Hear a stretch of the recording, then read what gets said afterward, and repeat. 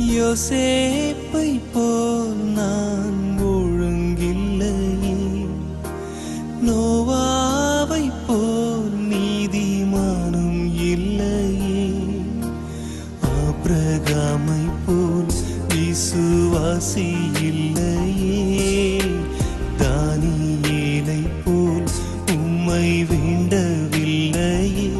நான் தானாக வந்திருக்கிறேன்.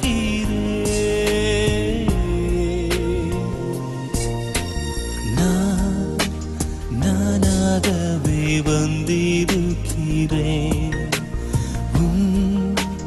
பிரசன்னத்தில் வந்து நிற்கிறேன்.